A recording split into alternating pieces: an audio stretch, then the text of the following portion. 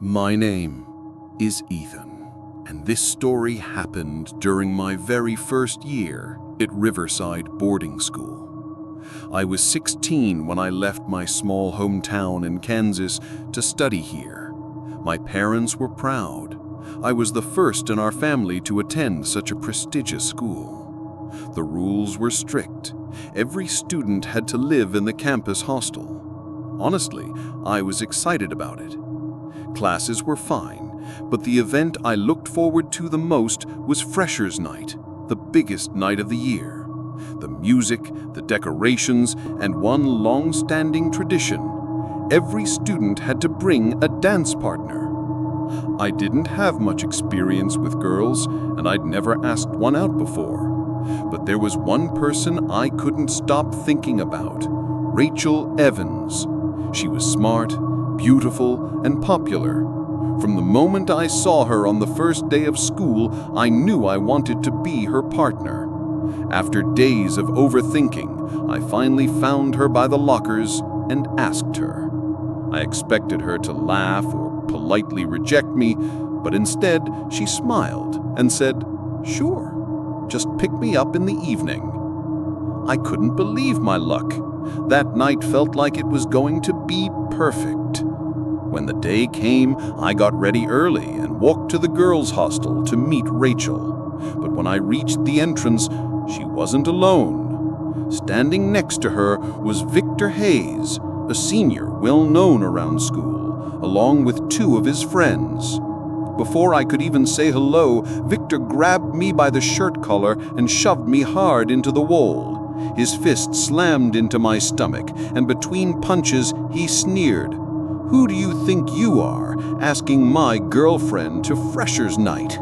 My chest burned with pain and humiliation as I walked away. Unfortunately, that was just the beginning of my nightmare. In the weeks after that, Victor made my life hell. He and his friends would shout outside my room late into the night, throw things at my door, and spread rumors about me. I had trouble sleeping and more trouble focusing in class. I felt trapped, and no one seemed willing to stand up to him. One night, unable to sleep, I lay staring at the ceiling in my dark room. My roommates were already asleep, and I grabbed my phone just to pass the time. That's when I saw it. A strange new app on my home screen with a black icon and the word "knock knock" written in plain white letters. I had no memory of downloading it. Curious, I opened it. A blank screen appeared with a single line: "Welcome to Knock Knock, the app that solves everything." Beneath it was one button: Continue. My thumb hovered over the screen for a moment before I tapped it. The next line made me frown: "Make a death wish." I stared at it. Whether it was some prank app or a messed up game, I had no idea. But in that late night mix of anger and exhaustion, I typed the name Victor Hayes and tapped confirm. The screen flickered and the app closed by itself. When I checked my phone again, the app's icon was gone. I searched everywhere and even checked the App Store, but there was no trace of it. Figuring it was just some glitch, I reset my phone and set it aside. The next morning, I woke up late and was rushing to class when I noticed a crowd in the hostel hallway. They were gathered outside room 21, Victor's room. Police tape lined the door, and officers were speaking to the warden. Whispers filled the air. I overheard one student say, "They found him this morning. His throat was cut. The door was locked from the inside. No one heard anything." My head spun as my hand went to my pocket. I pulled out my phone. The Knock Knock app had reappeared. A new notification flashed on the screen: "Problem solved." My stomach dropped. Panicked, I tried uninstalling it, but the phone wouldn't let me. The delete option didn't even appear. That afternoon, the hostel was quiet as no students were in class. I sat on my bed, still shaken, when someone knocked on my door. I froze. Slowly, I opened it, but the hallway was empty.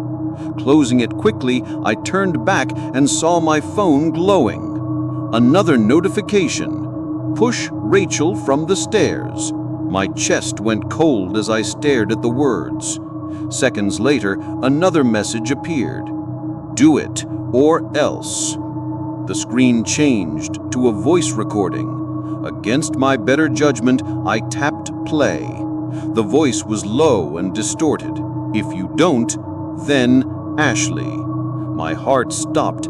Ashley was my little sister back home. Two options appeared under the message: push Rachel or cut Ashley. The air in the room grew heavy, and my skin prickled. I felt warmth against my neck, like someone was standing behind me. I glanced at the mirror on my wall and nearly screamed. There was a tall black shadow in the shape of a man standing directly behind me. He had no face, no features, just a dark, towering form filling the space. My hands trembled as I grabbed my phone and tapped Rachel's name. The moment I did, the shadow vanished and the screen went dark. The next morning, I heard whispers around campus. Rachel had fallen down the main staircase and broken her leg. Everyone said it was a freak accident. I knew better.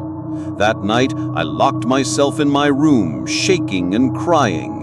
When another notification appeared, I picked up my phone and smashed it against the floor until the screen shattered.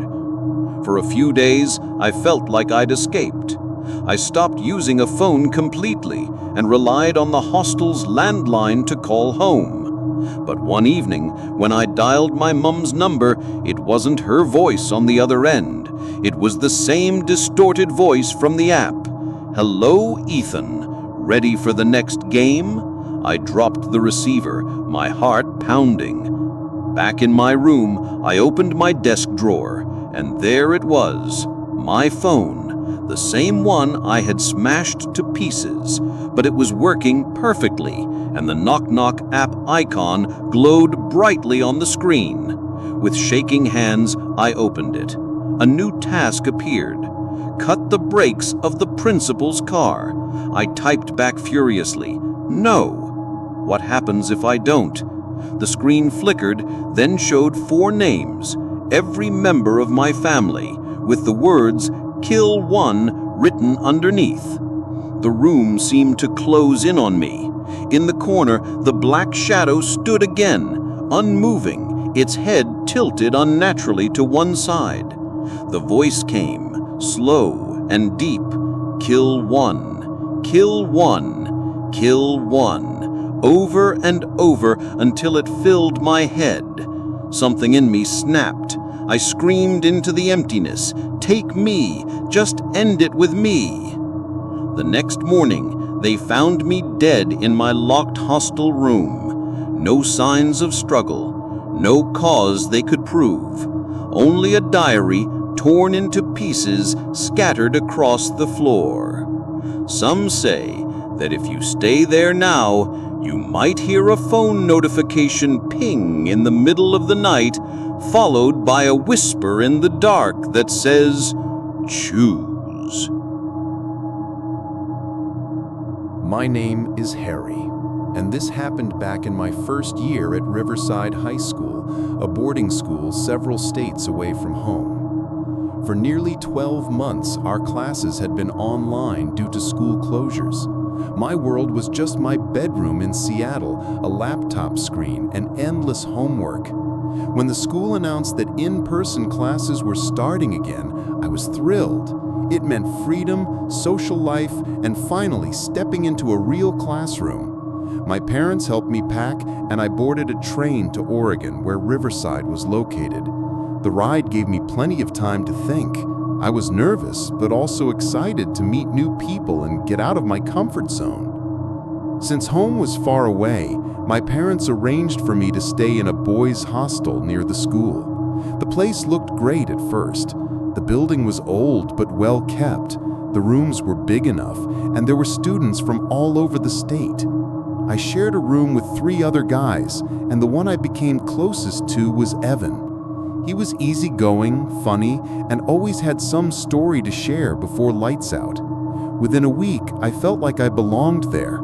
Days were filled with classes, sports, and group study sessions, while nights were for quiet conversations and occasionally teasing each other with spooky tales to pass the time. The months slipped by without much out of the ordinary, but then came a night that changed everything. Earlier in the year, I had fallen behind in one subject because of a nasty chest infection. I'd missed a vital assignment, and the teacher told me if I didn't make it up before the term ended, I wouldn't be able to progress to the next grade. So on that Friday night, I told myself I'd stay up late to focus. My roommates headed to bed, but I stayed at my desk with notes spread across the surface, music playing through my earbuds. It was just me, my highlighter, and the soft beat of whatever playlist I had running. Then, all of a sudden, the music stopped. At first, I thought there might have been a glitch, so I grabbed my phone. The screen was black. The battery had completely died.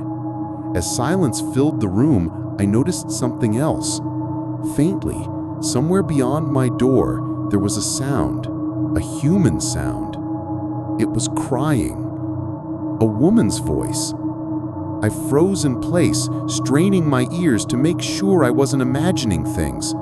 The sound was soft at first, almost like it was coming from far down the hall. But then, slowly, it grew louder, like each second was bringing it closer to my door.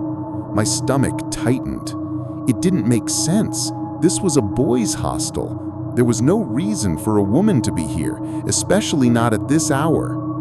And then, layered over the sobbing, there was something else. A faint, metallic jingle, like the sound of tiny bells or anklets. Step, jingle. Step, jingle. The steps were slow but deliberate, and they were coming closer. I stood up, hesitated for a moment, and then moved toward the door. My hand rested on the handle as I leaned in, pressing my ear to the wood. The crying was right outside now. Quietly, I turned the knob and edged the door open just enough to peek out. The corridor was steeped in darkness, except for a lone bulb flickering at the far end. I could hear the anklets. I could hear the soft sobs. But I couldn't see anyone. The unseen footsteps moved past my door, heading deeper into the building. As they faded, the air in the hallway seemed to grow still again. I shook my head, muttered something about being tired, and shut the door. But my concentration was gone. After a few minutes, I decided I might as well wash my face and try again. The washroom was empty.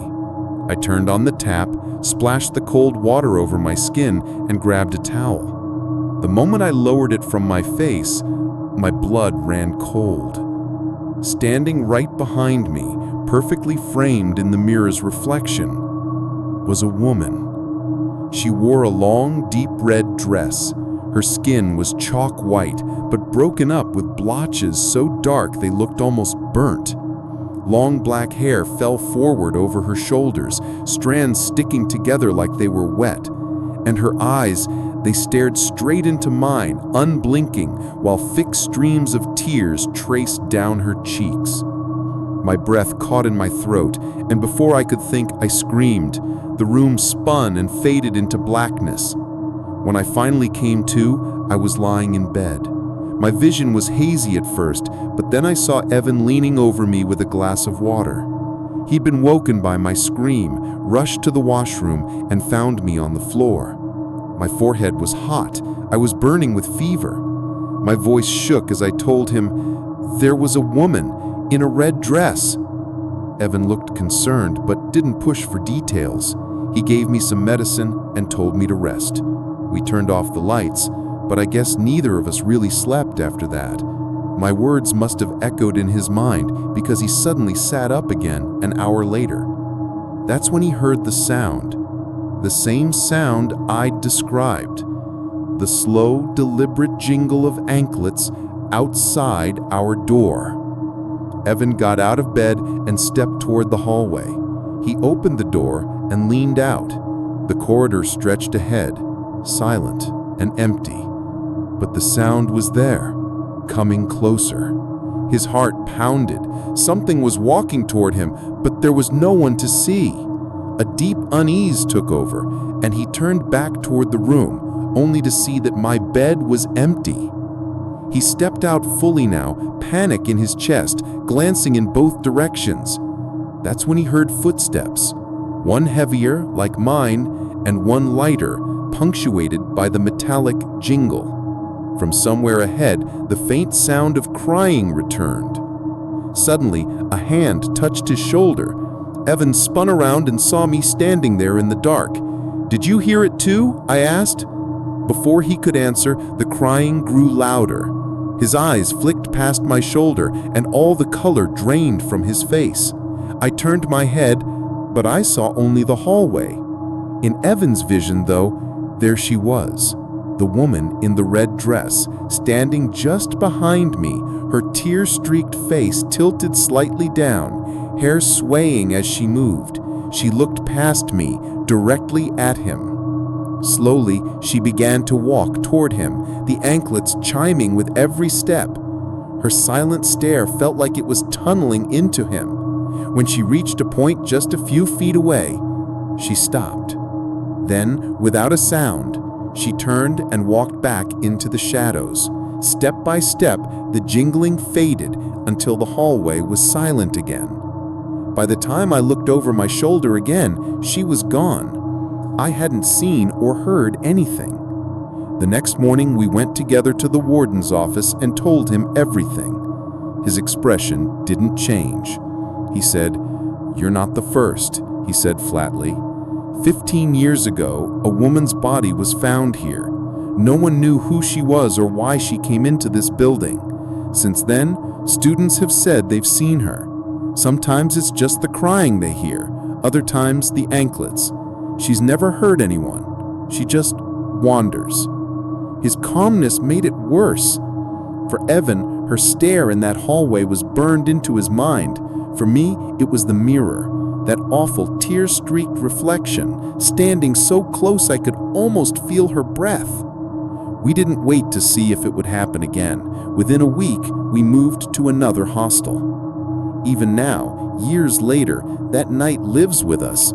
Sometimes it drifts into conversations late at night, but neither of us likes to talk about it for too long. The memory stays sharp, especially when it's quiet, because some sounds never leave you, and for us, it's the slow, steady jingle of anklets in the dead of night, moving closer and closer until you can almost feel she's right there. When I started 11th grade, I was given a shared room in the old hostel block at Riverside Academy. My roommate, Claire, was friendly but a little reserved. We both thought the school was decent, but the hostel had a reputation. Most students whispered about it being haunted, and even some teachers avoided talking about the older part of the building after dark. Years ago, there was a tragic story about a girl named Emily Carter. She had been one of the best students in the school, smart, polite, and well-liked. One winter, something happened to her on the 6th floor. Some said she fell, others claimed it was something stranger. Her family insisted she was perfectly fine before that night, and the police could never figure out the truth. The case was closed, but the story lived on. Many believed Emily's ghost still roamed the 6th floor, so the school sealed it shut, opening it only once a week for cleaning. 5 years passed. Students came and went, but the rumor stayed. Claire and I had our own routines. I, Harry, was a night owl, staying up late buried in my books until sunrise, while she went to bed early. Every morning, I'd wake her before finally getting some sleep myself. Claire always wore a red braided bracelet given to her by her grandmother, and she was never without her square brown glasses. We didn't believe in ghost stories, but neither of us ever went near the 6th floor. That changed on March 8th. I was up late working, my desk scattered with notes, while Claire slept facing the wall. I felt thirsty, so I walked down the hallway to the water cooler. The entire place was unnervingly quiet, the only sound being the humming of the machine. I filled my glass, turned around, and almost dropped it. Claire was standing right behind me. Half her face was caught in the dim yellow light from the hallway lamps, but something was off. She wasn't wearing her glasses, and her red bracelet was gone. I asked her why she was up so late, and she said softly, "Let's go to the 6th floor balcony." Before I could ask why, she took my hand and started leading me up the stairs. As we climbed, I noticed only my footsteps echoed against the tiles. She was barefoot, silent. The locked door to the 6th floor hung open, and a cold draft rushed out. She led me through the dusty hallway, passing dim classrooms and peeling wallpaper, until we reached a small room at the very end. That was when I realized this was the room from Emily Carter's story. The air was icy, and the windows rattled loudly. Thin fog drifted inside. On one wall, deep scratches spelled out 8th March. Claire stood still, just staring. We stepped outside onto the balcony and looked down at the deserted playground swallowed in mist. I told her it was time to go, but she didn't respond. Slowly, she turned her head toward me, and my heart stopped. Her eyes were completely white, no pupils, no color. Her voice was low and emotionless when she said, "Jump." A chill shot down my spine. She said it again, slower this time, "Jump, jump." My body froze. My hands reached up and untied my hair without me meaning to. It felt like I was under her control, my legs ready to step over the ledge. I knew that if I didn't jump, she would push me. Just then, a loud crash erupted from somewhere below us. The sound snapped me out of it. I yanked my hand free, shoved her back, and sprinted toward the stairs. A horrific roar followed me down the hallway, but I didn't dare look back. I burst into our room and slammed the door. My chest tightened as I looked over. Claire was sleeping in bed, just as I had left her earlier. I shook her awake. She blinked at me, wearing her glasses again with the red bracelet back on her wrist, and asked what was wrong. I couldn't answer her. I locked myself in the bathroom, running cold water over my face again and again, before finally crawling under my blanket, desperate for sleep. After that night, I changed. I stopped my late-night study sessions and started going to bed early. Whenever Claire stayed up working, I found myself watching her from my bed, without even realizing it. She later admitted she sometimes felt like someone was watching her in the middle of the night, and she wasn't wrong. A couple of weeks later, she asked again what had really happened that night. I told her everything. She sat there listening in silence before telling me something I didn't know. 5 years ago, on March 8th, Emily Carter had died in that exact room on the 6th floor. We never spoke about it again. But even now, whenever I pass the staircase to the 6th floor, I feel the same cold air brushing against my skin. And sometimes, when I'm dreaming, I still hear her voice whispering in my ear, over and over, "Jump."